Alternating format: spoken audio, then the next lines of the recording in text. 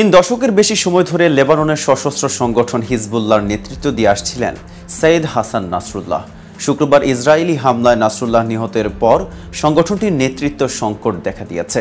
তবে পরবর্তী নেতা কে হবেন তা নিয়ে চলছে জল্পনা কল্পনা। কে হবেন পরবর্তী হিজবুল্লাহ প্রধান, এই নিয়ে বিস্তারিত থাকছে প্রতিবেদনের বাকি অংশে। আর কেটিভি গ্লোবাল চ্যানেল থেকে আপনাদের সাথে আছে আমি মেহেদি হাসান। নাসরুল্লাহ শুধু হিজবুল্লাহ প্রধানই ছিলেন না, তিনি ছিলেন লেবাননের শিয়াদের অবিসংবাদিত নেতা। 1992 সালে সংগঠনটির মহাসচিব হিসেবে নিযুক্ত হওয়ার পর থেকে হিজবুল্লাহ ও নাসরুল্লাহর নাম সব সময় একসঙ্গে উচ্চারণ করা হতো।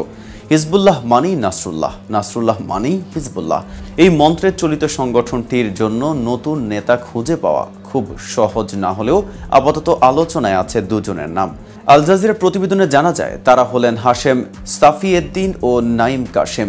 হাশেম সাফিয়েদ্দিন হিজবুল্লাহর নির্বাহী কাউন্সিলর প্রধান। তার অপর পরিচয়, তিনি প্রয়াত হাসান নাসরুল্লাহর আপন চাচাতো ভাই। বিশ্লেষকদের মতে হিজবুল্লাহর পরবর্তী প্রধান হিসেবে নিয়োগ পাওয়ার উজ্জ্বল সম্ভাবনা আছে সাফিয়েদ্দিনের। 1964 সালে তিনি দক্ষিণ লেবাননের ভূমধ্যসাগরীয় উপকূলীয় শহর টায়ারের দক্ষিণে দেইর কানুন এন নাহার গ্রামে জন্ম নেন।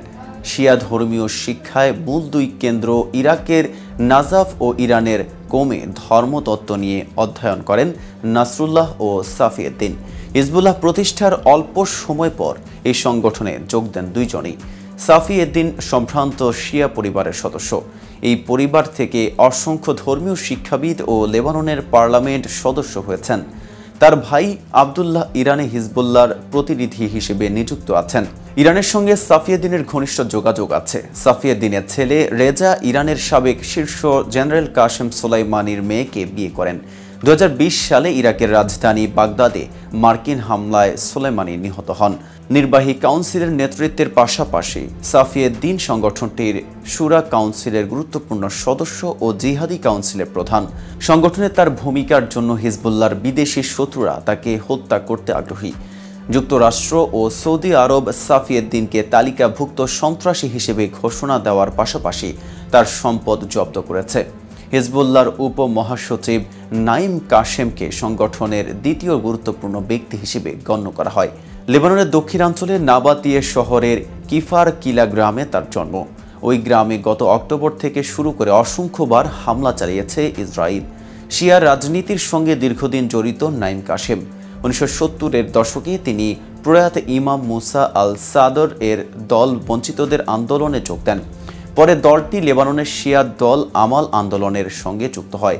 এরপর আমাল ছেড়ে তিনি 1980-এর দশকের শুরুতে হিজবুল্লাহর প্রতিষ্ঠায় সহায়তা করেন।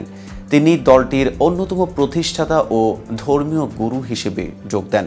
কাশেমের অন্যতম ধর্মীয় শিক্ষক ছিলেন মধ্যপ্রাচ্যের বিশেষ সম্মানের অধিকারী আয়াতুল্লাহ মুহাম্মদ হোসেন ফাদলাল্লাহ। পরে কাশেম নিজেও বেশ কয়েক দশক বৈরুতে ধর্ম শিক্ষার ক্লাস নিয়েছেন।